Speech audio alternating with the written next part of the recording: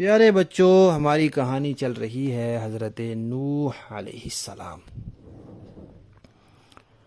اس کے ہم 9 حصے سن چکے ہیں، آج ہے اس کا 10واں حصہ۔ نوح علیہ السلام نے اللہ تعالیٰ کے حکم سے کشتی بنائی، مسلمانوں کو اس میں بٹھایا، کچھ جانور پرندے بھی بٹھائے۔ پھر زمین سے پانی نکلنا شروع ہوا، آسمان سے پانی برسنا شروع ہوا۔ نوح علیہ السلام کا بیٹا اور ان کی ایک بیوی کشتی میں نہیں بیٹھے، وہ مسلمان نہیں تھے۔ پانی زیادہ ہونا شروع ہو گیا، زیادہ ہوتے ہوتے ہوتے حتیٰ کہ درخت بھی پانی میں ڈوب گئے، اونچے اونچے درخت بھی پانی میں ڈوب گئے۔ نوح علیہ السلام کو اب کشتی پانی کے اوپر تیر رہی ہے، باقی تو کافر سارے پانی میں ڈوب گئے، ان کے مکان، ان کے گھر، ان کے کھیت، ان کے باغ، ہر چیز پانی میں ڈوب گئی۔ پانی جو اتنا اونچا ہو گیا، اب پانی سے بچنے والے صرف وہی لوگ تھے جو کشتی میں بیٹھے ہوئے تھے، کشتی پانی کے اوپر۔ اتنا پانی آیا، اتنا پانی آیا، درختوں سے اوپر چلا گیا پانی۔ تو نوح علیہ السلام کو ایک جگہ اپنا بیٹا نظر آیا۔ انہوں نے کہا، بیٹا کافروں کے ساتھ نہ ہو، کلمہ پڑھ لو، کشتی میں بیٹھ جاؤ۔ بیٹے نے کہا، ابا جان میں پہاڑ پہ چڑھ جاؤں گا۔ اس کا خیال تھا کہ پہاڑ جتنا پانی تو نہیں نہ آتا، سیلاب آتے رہتے ہیں دنیا میں، لیکن ایسا سیلاب تو نہیں نہ آتا کہ پہاڑ بھی ڈوب جائے۔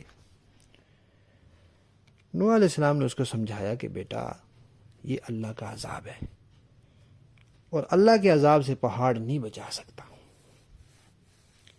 ابھی وہ آپس میں یہ باتیں کر رہے تھے کہ پانی کی ایک موج آئی، ایک لہر آئی۔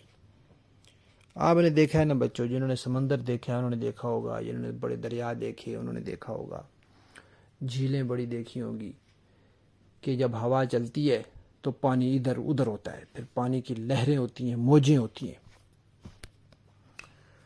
تو اب زوردار پانی کی موج آ گئی درمیان میں، اور نوح علیہ السلام ادھر اور ان کا بیٹا ادھر پانی میں ڈوب گیا۔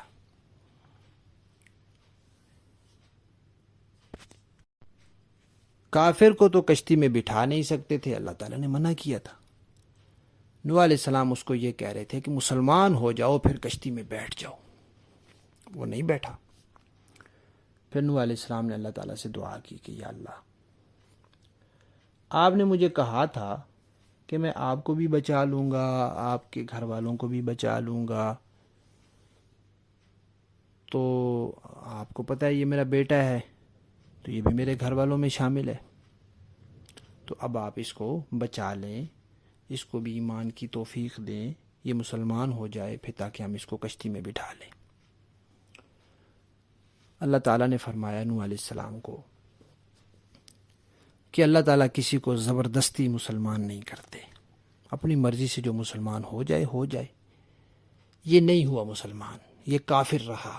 آپ نے دعوت دی لوگوں کو، یہ سنتا تھا نا دعوت، پیغام سنتا تھا، اللہ کا پیغام سنتا تھا، سارا کچھ دیکھتا تھا، اس کے گھر میں تھا، سارا کچھ اس کے سامنے تھا، نہیں لایا ایمان۔ زبردستی تو اللہ نہیں مسلمان، زبردستی اللہ کسی کو کافر بھی نہیں کرتے، زبردستی اللہ تعالیٰ کسی کو مسلمان بھی نہیں کرتے۔